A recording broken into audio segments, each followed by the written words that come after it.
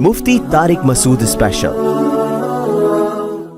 वितर के बाद क्या तहज्जुद की नमाज पढ़ सकते हैं? सुना है कि वितर पढ़ने के बाद कोई भी नफिल पढ़ना मकरूह है, क्या तहज्जुद की नमाज भी नहीं पढ़ सकते? बिनते तालिब कराची से।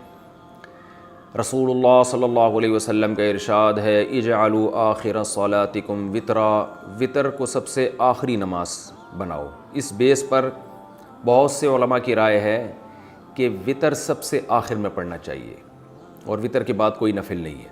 और हमारे शेख हज़रत मुफ्ती रशीद अहमद साहब रहमहुल्लाह का मौक़िफ़ भी यही है और अहसनुल फतावा में इस पर बड़ा ज़बरदस्त मुदल्लल रिसाला भी है। लेकिन नाजायज़ कोई भी नहीं कहता, यानी अफजल है कि वितर सबसे आखिर में पढ़े जाएं।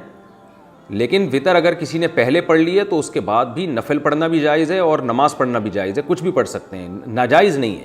अफजल है, अफजल कि सबसे आखिर में, नाजायज़ नहीं है, क्योंकि नबी सल्लल्लाहु अलैहि वसल्लम से तो साबित है सही सनद से कि आपने वितर के बाद 2 रकत पढ़े हैं। तो राजे यही है कि वो 2 रकत भी वितर से पहले पढ़ लें आप, लेकिन कोई पढ़ ले तो नाजायज़ नहीं है। ख़ास तौर पर जिसको ये उम्मीद ना हो कि तहज्जुद में मेरी आँख खुलेगी, वो अगर वितर छोड़ के सो जाएगा और रात को आँख ना खुली तो वितर क़ज़ा हो जाएंगे और वितर की नमाज वाजिब है। आप सल्लल्लाहु अलैहि वसल्लम की सही हदीस है इस बारे में, मल्लम यूतिर इन्नल्लाह ज़ादकुम सलातन अला वही अल वितर, अल्लाह ने एक और नमाज हमारे लिए बढ़ा दी और वो वितर है। तो वितर के वजूब के बड़े मजबूत दलाइल हैं, बहुत सख्त ताकीद है वितर की, तो उसको आप क़ज़ा नहीं कर सकते। तो अगर रात को आँख खुलने का खौफ ना हो कि पता नहीं आँख खुलेगी नहीं खुलेगी, तो फिर आपको चाहिए कि इशा की नमाज के साथ ही वितर पढ़ लें। फिर अगर आँख खुलती है तो तहज्जुद भी पढ़ें, तहज्जुद को ज़ाया ना करें। तो बेहतर यही है कि वितर सबसे आखिर में हो, लेकिन पहले पढ़ लिए तो भी बिला कराहत, बग़ैर किसी कराहत के नमाज़ पढ़ना जायज़, इसमें कोई मकरूह नहीं है। तहज्जुद का वक़्त कब से कब तक है? क्या तहज्जुद फ़जर की सुन्नत से पहले कभी भी पढ़ सकते हैं या इसका कोई भी वक्त फ़िक्स है? अरबास अंसारी इंडिया से। देखिए, इशा के बाद तहज्जुद किसी भी वक्त पढ़ी जा सकती है, लेकिन सबसे ज़्यादा फ़जीलत वाला वक्त रात का आखिरी तिहाई हिस्सा है। यानी इशा के बाद और सुबह सादिक के टाइम को 3 हिस्सों में डिवाइड कर दें बराबर बराबर, तो जो आखिरी तिहाई होगा वो सबसे बेहतर वक्त है तहज्जुद का। तो वो नहीं हो सकता तो कभी भी सोने के बाद उठ के तहज्जुद पढ़ सकते हैं, आधी रात को भी। बेहतर है कि नींद लें, सोने के बाद उठना ये तहज्जुद का अफजल वक्त है। और इसकी भी तौफीक नहीं मिलती तो सोने से पहले भी पढ़ी जा सकती है, लेकिन सबसे अफजल है आखिरी हिस्सा। फिर चलो आखिरी में नहीं पढ़ते, लेकिन थोड़ी नींद लेने के बाद उठ के पढ़ लेते हैं, ये भी गनीमत है। ये भी नहीं होता चलो इशा के बाद पढ़ लो। रात के आखिरी हिस्से में तहज्जुद पढ़ें या दुआ करें? रात के आखिरी हिस्से में तहज्जुद की नमाज़ पढ़ना सबसे अफजल बताया गया है। तो अगर फजर की नमाज से 1 घंटा पहले तहज्जुद की नमाज शुरू की जाए, फिर कुछ देर तक दुरूद शरीफ पढ़ने के बाद दुआ की जाए, तो क्या ये नमाज पढ़ने और दुआ की कबूलियत के लिए बेहतरीन वक्त होगा? अक्सा हबीब इंडिया से। जी, सबसे बेहतरीन वक्त रात का आखिरी हिस्सा ही है, तहज्जुद का भी और दुआ का भी। तहज्जुद का तो है, कुरान में जगह जगह साबित है। नबी सल्लल्लाहु अलैहि वसल्लम का अपना मामूल भी है कि आम तौर पर आप रात के आखिरी हिस्से में नमाज़ पढ़ते थे। और दुआ के लिए भी हदीस में आता है कि अल्लाह ताला रात के आखिरी हिस्से में आसमान दुनिया की तरफ आके सदाएं लगाते हैं, हल मिन मुस्तगफिरिन अगफिरु लहू, कोई है मुझसे गुनाहों से तौबा करने वाला, मैं उसके गुनाहों को माफ़ करूँ। हल मिन मुस्तरज़िकिन अर्ज़ुक़ु लहू, कोई है रोज़ी तलब करने वाला कि मैं उसको रोज़ी दूँ। तो इसलिए आप अगर ये मामूल बनाएं तो बहुत अच्छा मामूल है। कुछ वक्त तहज्जुद में गुजारें और फिर बाकी वक्त दुआ में गुजारें। तहज्जुद की नमाज सुन्नत है या नफिल?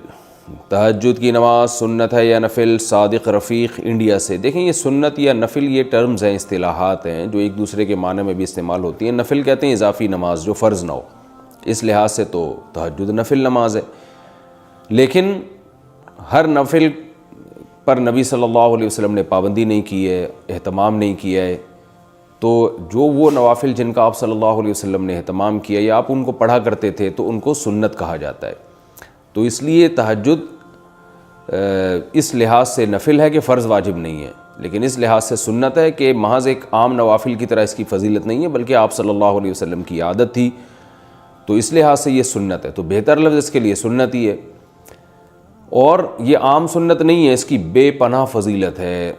कुरान मजीद में अल्लाह ने अहले जन्नत की जहाँ भी सिफ़ात बयान की उनमें तहज्जुद का भी उमूमन ज़िक्र किया है। जैसे कुरान मजीद में आता है कि अल्लज़ीन यबीतून लिरब्बिहिम सुज्जदन व क़ियामा, हमारे जो नेक बंदे हैं وہ راتوں کو ہمارے سامنے سجدہ اور قیام کرتے ہیں. اور سورہ سجدہ میں اللہ تعالیٰ کے ارشاد ہے تتجافى جنوبهم عن المضاجع يدعون ربهم خوفا وطمعا، کہ ہمارے نیک لوگوں کے پہلو رات کو بستروں سے جدا ہو جاتے ہیں اور اپنے رب کو پکارتے ہیں خوف اور امید سے. تو یہ ساری چیزیں ہیں. نبی صلی اللہ علیہ وسلم نے ایک صحابی کے بارے میں فرمایا کہ فلاں کتنا ہی اچھا ہے، کاش وہ تہجد پڑھ لیتا. تو اس طرح کی روایات ہیں. تو آپ صلی اللہ علیہ وسلم نے عبداللہ بن عمر کے بارے میں فرمایا، ان کو وصیت کی، ان کے بارے میں صحابی سے فرمایا کہ یہ تہجد کا اہتمام کریں تو کیا ہی خوب ہے. عبداللہ بن عمر فرماتے ہیں اس کے بعد سے میں نے کبھی تہجد نہیں چھوڑی ہے. تو ایسی بہت ساری روایات ملتی ہیں. سورہ مزمل کا پورا دوسرا رکوع ہے ہی تہجد سے متعلق. ان ربک یعلم انک تقوم ادنی من ثلثی اللیل ونصفہ وثلثہ وطائفۃ من الذین معک واللہ یقدر اللیل والنہار، کہ آپ پوری رات تہجد نہیں پڑھ سکتے. آپ کو دن میں یعنی آپ کے جو ساتھی ہیں ان کو مزاربت بھی کرنی ہے، دنیا کے معاملات بھی نمٹانے ہیں، دن میں بعض دفعہ جہاد بھی کرنا ہے. تو آپ رات کا کچھ حصہ اٹھ جائیے، آپ بھی اور آپ کے ساتھی بھی. تو بہت ہی اہتمام ہے. اور فقرؤوا ما تیسر منہ، اور اس میں جتنی تلاوت ممکن ہو آپ اللہ کے سامنے کھڑے ہوں اور قرآن کی تلاوت کیجیے. تو یہ اتنی ساری احادیث، اتنی ساری روایات سے علماء کہتے ہیں کہ بہت زیادہ محرومی کا باعث ہے یہ عمل کہ ایک آدمی تہجد نہ پڑھتا ہو. اور آپ صلی اللہ علیہ وسلم نے فرمایا کہ رات کے آخری حصے میں اللہ تعالیٰ آسمان دنیا کی طرف آتے ہیں اور یہ ندا لگاتے ہیں حل من مسترزق ارزق له، حل من مستغفر اغفر له، کوئی ہے مجھ سے روزی مانگنے والا میں اس کو روزی دوں، کوئی ہے مجھ سے گناہوں کی معافی مانگنے والا میں اس کو معاف کروں. تو اس لیے رات کو جلدی سونا چاہیے. اور تہجد میں رات کے آخری حصے میں جو تہجد کا ٹائم ہے، جو سب سے اچھا ٹائم ہے، ویسے تو کسی بھی وقت رات کو پڑھی جا سکتی ہے، لیکن سب سے افضل ٹائم ہے کہ آپ سوئیں اور سونے کے بعد رات کے آخری حصے میں اٹھیں اور اس وقت راز و نیاز کریں، اللہ کے سامنے دعائیں مانگیں. بہت زیادہ اس وقت دعائیں قبول ہوتی ہیں اور نماز کا بہت ثواب ہوتا ہے. ان قرآن الفجر کان مشہودا. تہجد کے بعد کچھ دیر سونا کیا سنت ہے؟ راشد صاحب لاہور سے پوچھتے ہیں جب ہم تہجد کے لیے اٹھتے ہیں اور تہجد کے بعد تھوڑی دیر کے لیے لیٹ جاتے ہیں تو لیٹ جانا سنت ہے یا سو جانا سنت ہے، اور یہ سنت ہے یا نہیں، اس بارے میں رہنمائی فرمائیں. جی ہاں بھائی، سنت ہے. رسول اللہ صلی اللہ علیہ وسلم تہجد کی نماز کے بعد کچھ دیر ہلکی نیند لیا کرتے تھے، کیونکہ وہ وقت تھوڑا سا ہی ہوتا ہے، تو تھوڑی دیر آپ سویا کرتے تھے. جب حضرت بلال اذان کہتے تھے، فجر کا وقت داخل ہوتا تھا، تو نماز سے تھوڑی دیر پہلے آپ آرام فرمایا کرتے تھے. قرآن کہہ رہا ہے اقیم الصلاۃ لدلوک الشمس. پیچھے قرآن نے تذکرہ کیا کہ رسول اللہ صلی اللہ علیہ وسلم پر اتنا زیادہ مشرکین کا دباؤ ہے کہ قرآن کہتا ہے کہ اگر ہم آپ کو ثابت قدم نہ رکھتے تو آپ بھی ان کی طرف مائل ہو جاتے. تو ظاہر ہے بہت سخت دباؤ اور جبر ہے آپ کے اوپر. تو ایسے موقع پہ ایسا کام کرنے کی ضرورت ہے جس سے آپ کو ثابت قدمی ملے اور اللہ کا قرب حاصل ہو. تو اس کا سب سے بہترین طریقہ قرآن کہتا ہے نماز ہے. یعنی اے نبی صلی اللہ علیہ وسلم آپ نماز کو مضبوطی سے تھامیے تاکہ آپ کو ثابت قدمی ملے، آپ کو اللہ کا قرب ملے. کیونکہ جس اللہ کے لیے کام کیا جا رہا ہے نا، جب تک اس اللہ سے رشتہ مضبوط نہیں ہوگا تو اس کام میں آپ ثابت قدم نہیں رہ سکتے. اور اللہ سے رشتہ مضبوط کرنے کا سب سے بڑا ذریعہ نماز ہے. اس لیے قرآن کہتا ہے اقیم الصلاۃ، آپ نماز قائم کیجئے لدلوک الشمس، سورج کے ڈھلنے کے وقت. سورج کب ڈھلتا ہے؟ جب بالکل بلندی پہ جا کے ڈھلنا شروع ہوتا ہے تو ظہر کا وقت شروع ہوتا ہے. الی غسق اللیل، رات کے اندھیروں تک. یعنی اس میں 4 نمازیں آ گئیں. سورج جب ڈھلتا ہے نا، بالکل بلندی پر ہوتا ہے، تھوڑا سا ڈھلتا ہے ظہر کا وقت، مزید ڈھلان پیدا ہوتی ہے عصر کا وقت، مزید ڈھلتا ہے مغرب کا وقت، اور پھر الی غسق اللیل، سورج تو غائب ہو جاتا ہے مغرب کے بعد، پھر رات کے اندھیرے میں یعنی عشاء کا وقت. وقرآن الفجر، اور فجر کے وقت میں، فجر کی تلاوت کے وقت میں. تو قرآن میں اشارہ کر دیا کہ اصل تلاوت کا وقت ہے ہی فجر کا. آج بعض اماموں کو ہم نے دیکھا فجر میں بڑی مختصر تلاوت کرتے ہیں، یہ بالکل غلط ہے. سنت ہے فجر میں طوال مفصل، یعنی سورہ حجرات سے لے کے سورہ بروج تک کی جو لمبی لمبی صورتیں ان کو تلاوت کیا جائے. تو فجر کے قرآن کے وقت بھی آپ نماز قائم کیجئے. ان قرآن الفجری، بے شک فجر کا جو قرآن ہے، فجر میں جو تلاوت ہے، کانا مشہودا، اس میں حاضر ہوتے ہیں. کون حاضر ہوتے ہیں؟ حدیث سے پتہ چلتا ہے فرشتے. فجر کا وقت اتنا مبارک وقت ہے جب اس میں امام صاحب قرات کرتے ہیں اور لوگ ہاتھ باندھ کے پیچھے امام کی قراءت سنتے ہیں، ایک خاص سکینت نازل ہوتی ہے اللہ کی طرف سے، اور فرشتے بھی اس تلاوت میں نازل ہوتے ہیں۔ صحیح حدیث سے یہ بات ثابت ہے کہ فرشتے جو تبدیل ہوتے ہیں نا ان کے آنے جانے کا وقت، اور فجر اور عصر میں ہے وہ جو فجر میں فرشتے آتے ہیں انسان کی حفاظت کے لیے، لہو معقبات من بین یدیہ ومن خلفہ یحفظونہ من امر اللہ۔ بہت ساری مخلوق اس کائنات میں ایسی ہے جہاں تک سائنس نہیں پہنچی، اور ہو سکتا ہے قیامت تک پہنچ ہی نہ سکے، وہ انسان کی عقل سے بالاتر ہے وہ مخلوق، اور یہ بھی ممکن ہے پہنچ جائے سائنس ترقی کر کے۔ وہ مخلوق انسان کو نقصان پہنچانے کی کوشش کرتی ہے، تو اس مخلوق سے بچانے کے لیے جن میں جنات ہیں سر فہرست، ان سے بچانے کے لیے اللہ نے فرشتوں کا انتظام کیا ہے۔ تو حدیث میں آتا ہے صبح و شام، قرآن سے بھی یہ بات ثابت ہے، صبح و شام فرشتوں کی باریاں چینج ہوتی ہیں اور وہ ہماری حفاظت کے لیے اللہ کی طرف سے متعین ہوتے ہیں۔ تو ان کی جو حاضری ہے ان فرشتوں کی وہ فجر کے وقت میں ہوتی ہے، اور یہ بھی حدیث سے ثابت ہے کہ بہت سے فرشتے صرف تلاوت سننے کے لیے زمین پہ اترتے ہیں۔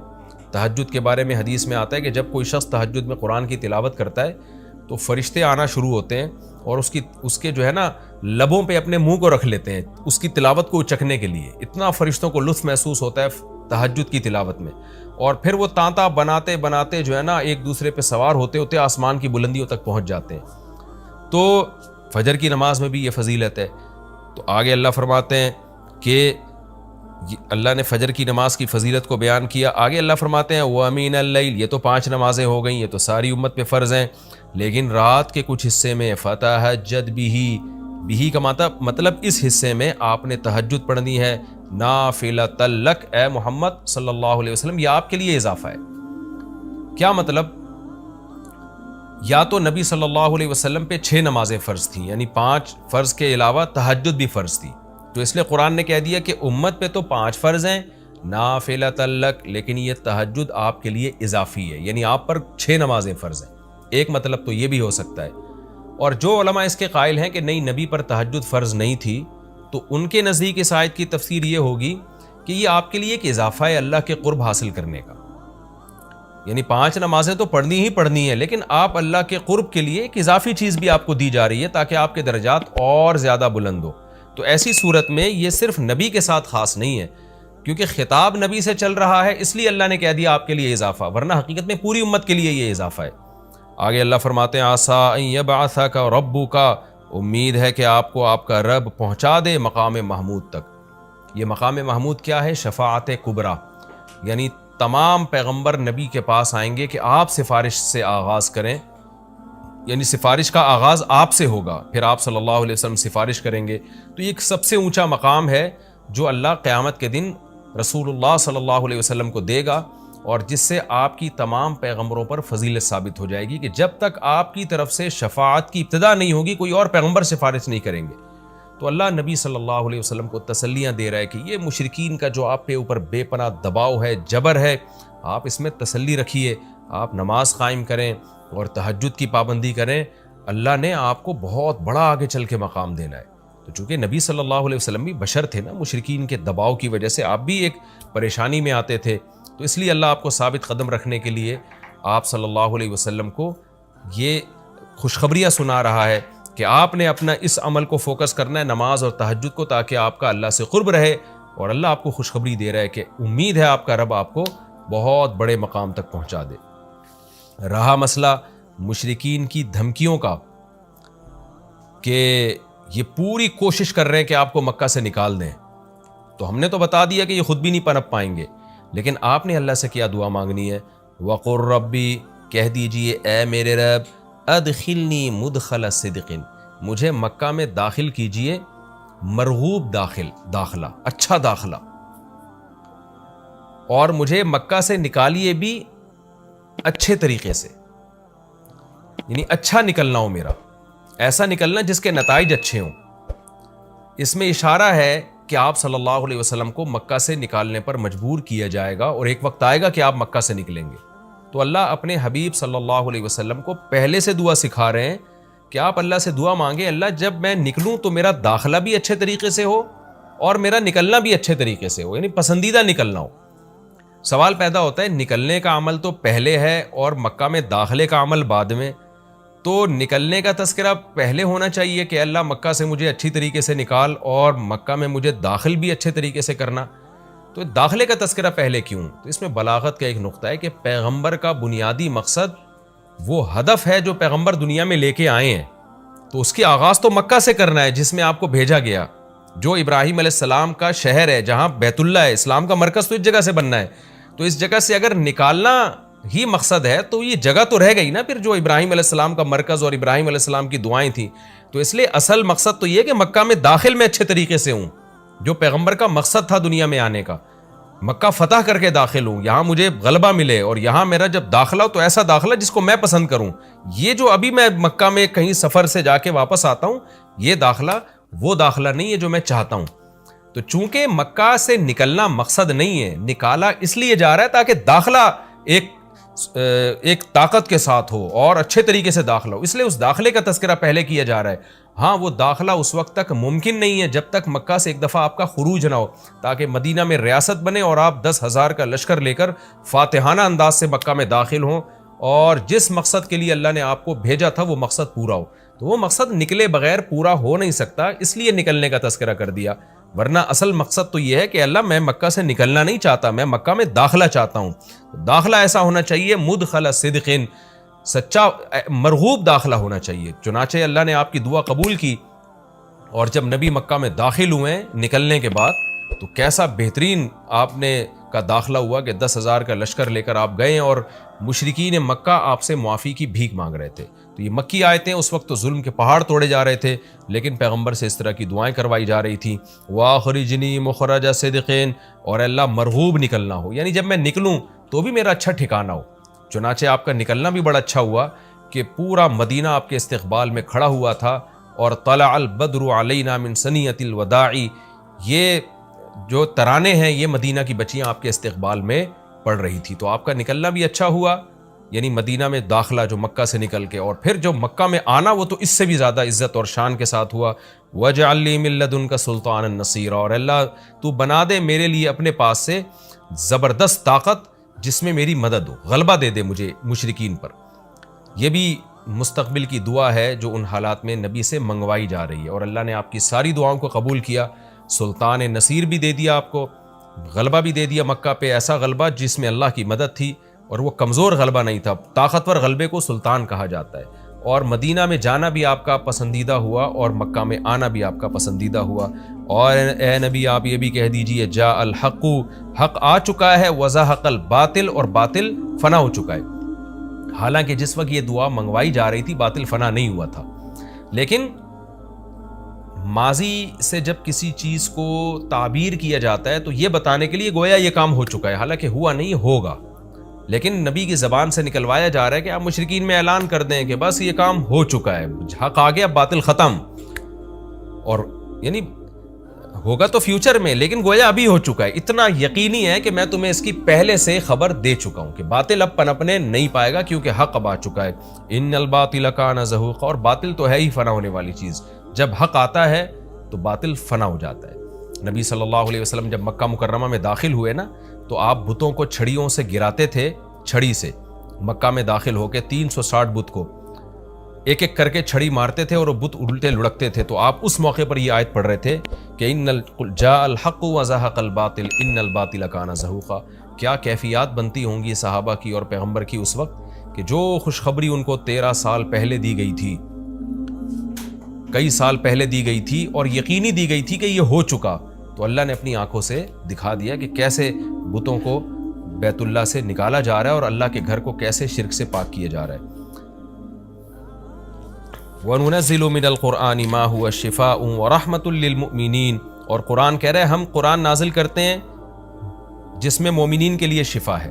یعنی اے نبی آپ کی تسلی کے لیے اور بھی ہم بتائیں آپ کو کہ ہم یہ جو آیتیں نازل کر رہے ہیں نا اس میں مومنین کو بھی شفا مل رہی ہے، ان کی اصلاح ہو رہی ہے شرک سے اور برے عقیدوں سے، اور مسلمانوں کے لیے یہ رحمت ہے، ان کو تسلیاں بھی مل رہی ہیں. وَلَا يَزِيدُ الظَّالِمِينَ إِلَّا خَسَارًا، اور ظالمین کے خسارے میں اضافہ ہو رہا ہے کیونکہ ظالمین اس پر عمل نہیں کر رہے، حجت تمام ہو رہی ہے. وَإِذَا نَمْنَا عَلَى الْإِنسَانِ أَعْرَضَ وَنَأَىٰ بِجَانِبِهِ، قرآن کہتے ہیں ہم جب انسان پر احسان کرتے ہیں تو وہ اعراض کرتا ہے اور اپنے پہلو کو ہٹا دیتا ہے. نعمت ملنے کے بعد بجائے اللہ کے قریب ہونے کے اللہ سے دور ہوتا ہے. وَإِذَا مَسَّهُ الشَّرُّ، اور جب انسان کو کوئی مصیبت پہنچتی ہے کان یئوسا، تو مایوس ہونے لگتا ہے. یعنی انسان کے بارے میں شکایت کی جا رہی ہے کہ اس کا اللہ پر ایمان نہیں ہے. پیغمبر کا مقصد ہے اللہ سے جوڑنا. تو یہ جو مشرکین ہیں جو اللہ کو نہیں مانتے، یہ خوشیوں میں بھی اللہ کو بھولتے ہیں اور غم میں بھی اللہ کو بھولتے ہیں. اسباب کو دیکھتے ہیں. لہٰذا جب اسباب کو آپ دیکھتے ہو اور پریشانی آتی ہے تو اسباب بتا رہے ہوتے ہیں پریشانی دور نہیں ہو سکتی، تو مایوس ہونے لگتے ہیں، ڈپریشن میں جاتے ہیں. اور جب خوشی آتی ہے تو اپنا کمال سمجھتے ہیں، لہٰذا اترانے لگتے ہیں اور خدا سے دور ہو جاتے ہیں. تو اے نبی ان سے کہہ دیجئے کل یعمل علی شاکلتہ، ہر شخص اپنی نیچر کے مطابق عمل کر رہا ہے. اچھے لوگ کیا کرتے ہیں کہ جب انہیں خوشی ملتی ہے تو شکر ادا کرتے ہیں، اور غم آتا ہے تو مایوس نہیں ہوتے، ان کو پتہ ہے غم اللہ دور کر سکتا ہے. فربکم اعلم، تمہارا رب خوب جانتا ہے بمن ہوا اہدی سبیلا، کون ان دونوں فریقوں میں سیدھے راستے پر چل رہا ہے. جو غموں میں مایوس ہو اور خوشیوں میں اترانے لگے، خدا سے دور ہو جائے، وہ گمراہی والے راستے پر ہے.